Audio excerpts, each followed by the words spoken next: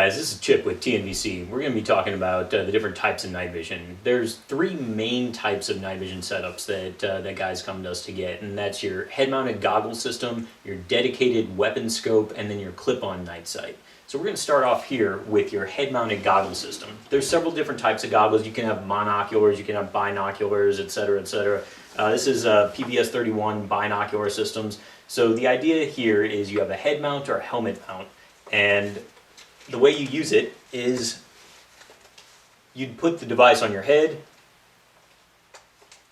you'd bring the goggle down, you've got your night vision where my head goes, the goggle goes, so I'm always able to see, I'm always able to track, and I can move a little bit more easily if I'm having to stalk my prey, if I'm a hunter, or if I'm in a tactical environment, I can maneuver to the target location. And then when it's time to engage, you have a weapon-mounted infrared laser.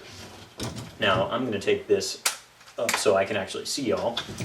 You got your weapon-mounted IR laser. This is going to produce an infrared beam that is invisible to the naked eye, but you see it through your night vision goggles. So you can basically target your prey or the adversary, the opposing force, and start getting your hits, your shots off this way. So the benefits to a goggle system are basically that you can move around with it.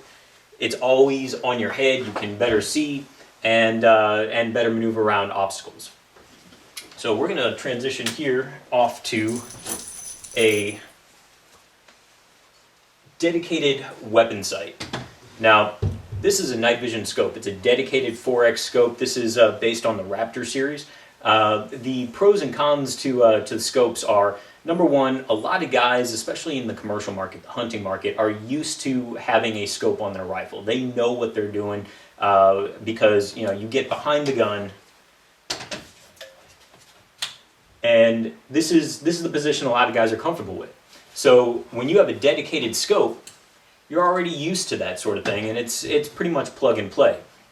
The cons to something like this are it's a dedicated optic. So you've got a gun that you're setting up as a specific night vision gun, and you're not then going to be able to use this during the day unless you remove the optic, put a different optic on. Then you have to re-zero, confirm zero, things like that. And if you don't, if you're out in the field on a long hunting trip, or you're in a tactical environment in a real-world situation where you can't necessarily just start putting rounds down range to confirm zeros, this can be a bit of an issue.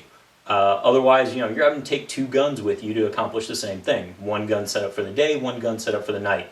One of the main pros to a system like this, though, is that because it's dedicated, you've got less glass, less optics for the light to have to travel through. One of the things that you got to be very cognizant of with night vision is light loss and light degradation, because every time light travels through a lens, whether it be a window on your house, the glasses on your face, or an optic on your gun, it's going to be degraded somewhat, even in a night vision device, which is actually amplifying the light.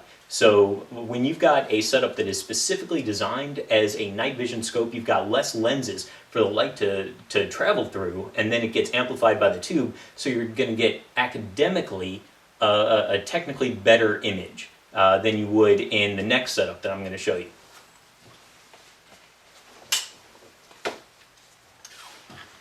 Here we have what's called a night vision clip-on sight.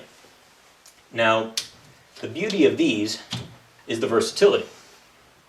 Right now, I've got this gun set up for daytime engagements. I've got a 2.5 to 10 power scope, so I can be shooting all day. I can be on target if I'm a law enforcement or a military operator that is on scene of a drama, and I can keep my eyeball on the target. And then when it starts to get dark out, I can take this night vision device, a clip-on sight, which is collimated to work in conjunction with an existing day scope, and just take it out of my pack, put it on the forward rail,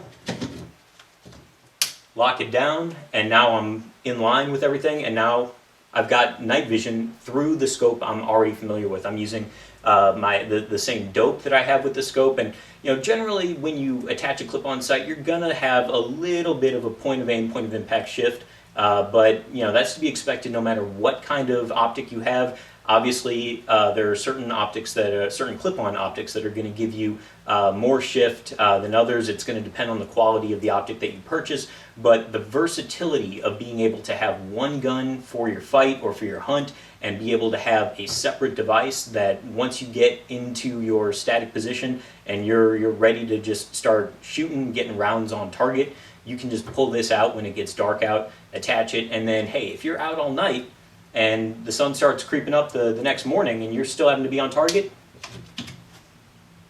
there you go. Same gun for all different types of lighting engagements. So again, you got your head-mounted goggles, you've got your dedicated scopes, and you got your clip-on night sights. One of the obviously this for longer range engagements, the clip-on sight does have that versatility, but you're also talking about a cost factor. Generally, your clip-on sights, due to the collimation process, are going to be a little bit more expensive than your dedicated night vision scope. So you always have to take a look at what your budget for personal or department or unit has, and bring that in as a factor for what device you're going to be choosing. So thanks for watching, and we'll see you on the next video.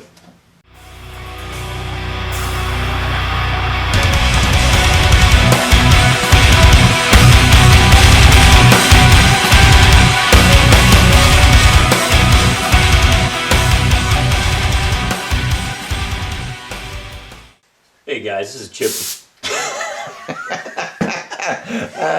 All right, I tried to.